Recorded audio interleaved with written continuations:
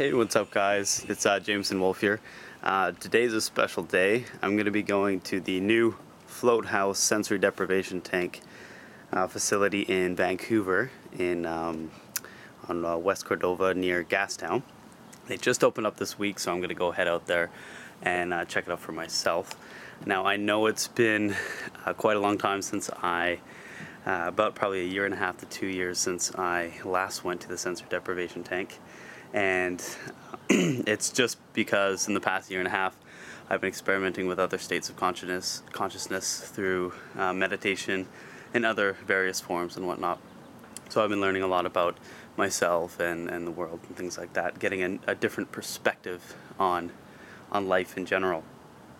I've been getting into a lot of things like a lot of philosophy, things like pantheism and looking at the views of atheists and atheism and Eastern religions and comparing that with Western religions.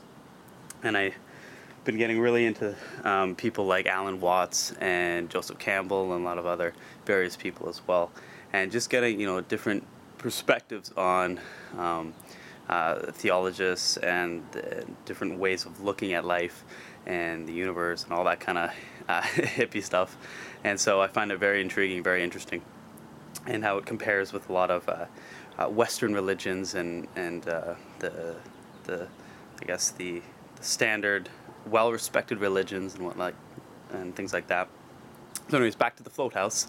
I'm going to be going to the FLOATHouse, and I'm going to be maybe being able to take a few video shots of the tanks themselves. I believe they ordered 5 brand new sensory deprivation tanks, and I'm really excited to go here because this is the last place I was at. It was a homemade tank, and it was still good, but it's not going to be compared to these tanks, and so I'm really excited for that.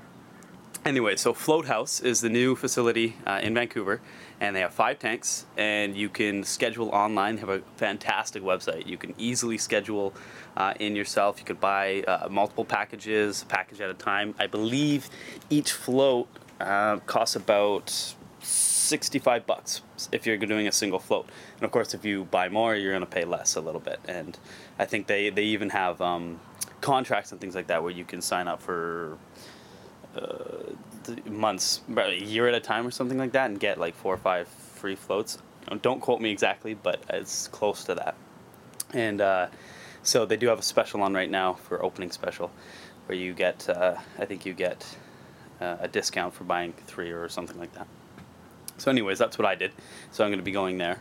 Now let's see, they're back to their website. You can schedule really easily, and you can also, they have a procedures page where they actually have info on some tips for floating, as well as how to prepare for it. You can get the waiver forms to write all that up beforehand before you go, and then they want you to show up 5 to 10 minutes earlier. So I'm going to be doing that today, so I'm excited for that. And yeah, so a little bit on sensory deprivation tanks. I did a video previously, and it did get a fair amount of views, more than my other videos. And I think the sensory deprivation tank experience, it is a trend, and it is something that it's not new to the world, but it is something that is getting a lot more popular. And I would have to say, through the kind of dialogue over the internet, because we have the internet itself, because we have such a extreme vast resource of knowledge and people and different kinds of people. For instance, like the Joe Rogan podcast and Joe Rogan Experience, and London Real, and we have the Vice journalists and all that kind of all those kind of people.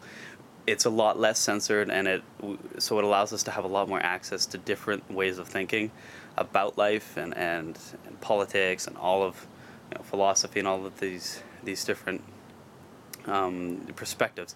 And so it really helps people connect a lot easier, because I know a lot of people are in very tightly religious communities, and they don't tend to talk about things like this, and so it really does help to look at different perspectives from people, things like that. So So anyways, with the Joe Rogan and all that, all those Death Squad and all those kind of people, the trend is getting bigger, and you can clearly see it. And so I'm excited to get into this. And I think this is a really good thing, because not only does it bring up, you know, consciousness as being aware of consciousness and talking about consciousness and life and all of these other things.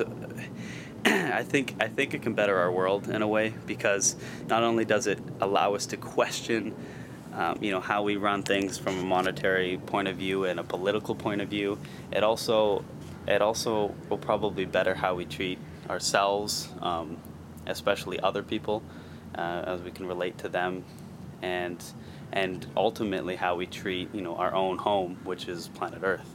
I think that's very important. So I think these practices with experimenting with different states of consciousness and losing one's ego and awakening and all this kind of Zen and all this stuff, it can better how we live and see each other through our own eyes. So you know, with certain substances such as psilocybin, excuse me, psilocybin, marijuana, dimethyltryptamine, different tryptamines, ayahuasca, all of these, you know, so-called psychedelic drugs can, in fact, dramatically change our perspective and see the differences and experience the differences of how, you know, vastly complicated everything is, and how it really just does not it really does not flow with the modern way of growing up and looking at society and our own the ways of looking at war and you know and money and politics and all that, and things like that. And, you know, these substances, they are illegal, most of them as of now, but their damage physiologically to the body is almost nil. It really is nil. A lot of these substances, their lethal dose, the LD50, is, you know, is very, very good. But that's not to say that these substances should not be taken lightly, because they will drop your ego, and they will they can be something that is profound, and a lot of governments don't like looking at that kind of thing, because it does change how we look at their systems and how we look at death and all those, you know, and things that really does change our ways of living and things like that. So becoming a beatnik and all those hippie stuff. But I think it is important, and I think it can ultimately help the planet Earth and the human race and maybe the whole universe as a whole. Not that there's anything wrong with the universe. Anyways, before going too off topic, so yeah, that's where I'm going today. I'm going to go to the FLOATHouse, and so I'll hopefully get a video of that, and I will also send you guys, put a little video at the end of it. And I'm not going, I'm going sober, so clear-minded, no psychoactive substances for this trip, and we'll see how that goes, and we'll check out the tank. So I'm really excited. But in the meantime, you guys should really check out their website and check out their stuff, because obviously, being in Vancouver, it's probably not the cheapest to have a facility down there with the overhead and everything. So if you are pro for experimenting with different states of consciousness and finding one's self and all that kind of stuff, then yeah, I highly recommend that you support them, and if you have money, go for it. Do it for sure. Other than that, there's meditation and other forms. All right. Anyways, that's what I'm going to do today. So I'll get on that right now, and yep, I'll meet you at the FLOATHouse. All right. Bye bye.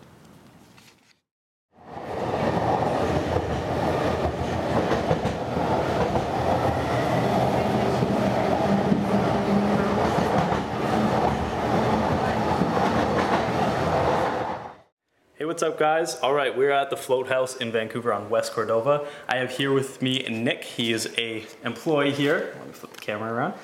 Hey, Nick. He's going to give us a little bit of a tour of the facility and the rooms you have here. They have about 5 tanks, correct? 5 tanks. 5 tanks in separate rooms. The rooms look like this. Really cool neon lights and everything. Very chill, very relaxing. All right, Nick, give us a little rundown on your tanks here and what you got. Okay, so basically this is an example of like a room at FLOATHouse. Basically you have your tank, obviously. There's 800 pounds of salt in the water. Oh, wow. It's pitch black. Okay. Purposefully, the point is no sensory input, and what ends up happening is it's just such a relief on your nervous system. And plus, since you're buoyant, it's kind of like there's no gravity. So it's basically like being back in the womb when you were young. Very cool. It's the closest thing, and there's nothing like it. Like I meditate on my living room floor. I do it when I'm at work. When I have like a break, I do deep breathing, but like it doesn't even compare to being inside there. It's just so different. It's so unique, and it's so like, it's very like freeing, and it's much more easier to meditate in a tank. For sure, that's awesome. And yeah, so basically this is our example of our room. These are our tanks. They're very like soundproof. The air inside is filtered. We play music to wake you up. Thank you. That's what I was going to wonder. How do you wake us up? That's good. Okay. I actually always forget to tell people that. All of a sudden music goes off and you're tripping balls up. Awesome. So yeah, this is basically our room. You have 90 minutes. We play music to wake you up, and then you have, we ask you to be like 15 minutes to get out. And yeah, and so just a quick shower. We're really busy right now, so here's a shower. Got just a quick hot shower, 5 minutes, and then that's cool. We're in one place, and then here's our filtration system. So it's got what UV light and everything. So it all runs through there between clients and whatnot. Yeah. Customers. And the 800 pounds of salt in it makes it really hard for anything to live in it, anyways. But yeah. We are regulated by Vancouver Coastal Health. Perfect. Yeah, they cracked the whip on us, obviously. Yeah, I bet. And we bow to them. Yeah, no kidding. You're sticking people in a tank, for God's sake. And then you have, this is something interesting. It's for your neck. So you use this foam stuff for your neck so that you don't have, your neck is not overly extended backwards. Which, when I went to float, I had that issue. Interesting. I had that issue. So I've never had that issue, so I'd say I experimented with it. Yeah. You should definitely use it for sure. Yeah, that's awesome. You want to be comfortable in there. Yeah, for sure. And earplugs and stuff, is it? We give you earplugs. Oh, okay. They're like these little gel things, and they're like really comfortable. Okay, I wrote my own, but we can always, I'll check yours out for sure. Yeah, they're really soft and everything. Yeah. So what we'll do is we'll just get a real, thank you Nick for that, we'll just get a real recap of what the shop looks like. So down the hall we got all the different tanks and all things like that, right off West Cordova. Looks great. Get some water if you want water, I'm sure. Oh, yeah. Look at the beautiful art here, eh? That's awesome. And we change the art every month.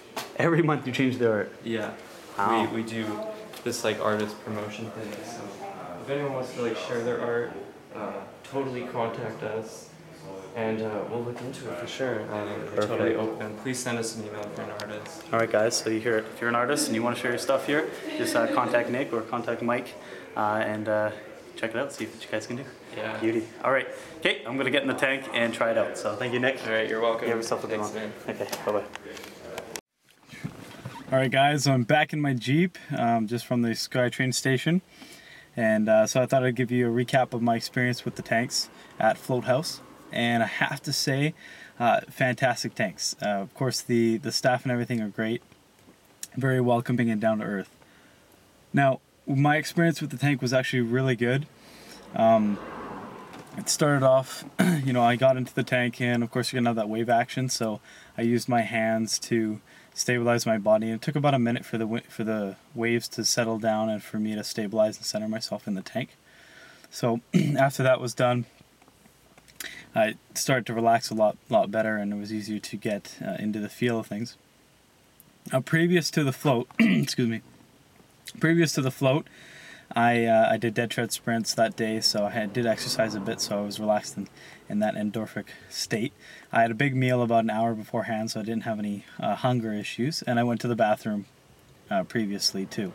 So I was pretty much in a good state to get in there and to spend 90 minutes just floating.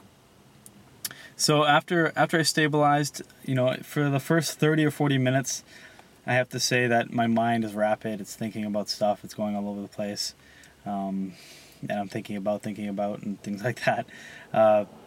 And I could, at the very beginning, you could hear your breathing through my nose. I could hear gurgling in my stomach. and I could feel the edge of the water where it reaches the air and between the water and the air itself. So I could feel like the little waves and things like that. And for me, that's always sort of there, but the temperature there in the tank itself felt really natural. It felt like it was at the right temperature. Air-wise, I felt like I could breathe fine.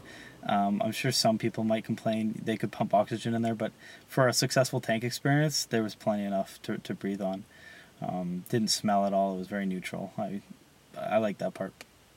Anyways, so like the previous experience that I had before, if my pinky or my toe touched the edge, my heightened awareness of sensory input, I would feel that even though I wasn't touching the wall anymore, and I would wiggle my toe and I would realize, oh yeah, I'm not touching it at all. And so that was kind of cool. So I was used to that. And they provided a foam noodle for your neck support. For some reason, when I'm in the water and my head is floating, my neck is overextended and I get a little bit of tension back there. So I tried out the noodle itself, and it made a big difference. And it didn't affect the feel of lying on something. So it actually it helped. So I wasn't concentrating on any aches and whatnot. Many times during the float, I would catch myself thinking about the video, thinking about what am I going to talk about and all this kind of stuff. And I found that really funny. And I caught myself thinking about what should I be doing right now to get me in that relaxed state. How can I get into that meditative state? And then I realized that the thinking of the on purpose thinking of doing things to get in that state was not going to help. So I decided to just flow with it, just relax and experience the experience as opposed to trying to make it something that's going to happen. So I recommend that for you guys. Don't go in there with an intention like you're going to see colors and all this stuff and experience ego, death and whatnot. Just go in there and relax and just experience it. Just, you got 90 minutes, so just relax, enjoy it, and then observe what happens. What else could I talk about? It was a very good experience, definitely. There were many times where I did lose awareness. I lost, I always had that slight feeling of edge of the water feel, but there were times where I was going deep, and every time I started to go deep, my body would tense up and I'd start breathing heavily. And I think this might be, an instinctive reaction when you start to lose your orientation, when you start to lose your ego. And so I found there was a fine balance between tensing up, because when I tensed up, I realized, hey, I'm going deep, and then there was a slight relax, but keep it going. And I at least 4 or 5 times this happened to me, and this is like the significant part where I realized that I'm going deep to the point where the only thing that is in my consciousness is consciousness itself. Whereas I think this is what they mean by a feeling of I amness, existence, pure existence, eternal now, God, love, whatever you want to call it. But it's just that feeling, that deep down feeling of I am something without any sensory input. So if I was just a head floating, not even a head floating, a spirit or whatever you wanted to call it. I guess some people would call it the spirit. So I did get to experience a little bit of that, and so I was pretty excited that I even smiled a couple times after, because I was like, yeah, that was good. Yeah, so it did get intense a couple times for sure.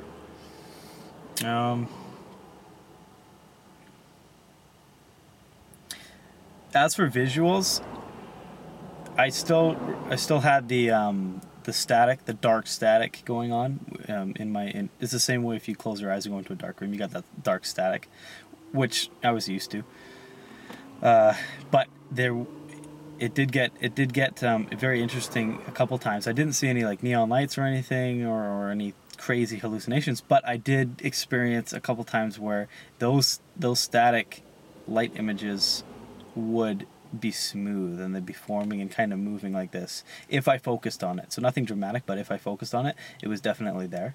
So that was cool, for sure. What else could I talk about here? At the end, when the music went off to let me know, I had 15 minutes to get ready. I was shocked to realize how relaxed I truly was. Like, just getting up, I was just like, whoa. It was like coming out of a deep trance almost. And I probably did go into a hypnotic trance a few times while I was in there. I wouldn't doubt it. So anyways, getting out and everything, it was kind of it was surreal to have all of a sudden all this light come back, all the senses come back, and I was just like very euphoric. Even right now, I'm extremely relaxed, and I do feel a sense of euphoria, which is very nice, a very humbling feeling. So that's probably one of the biggest benefits.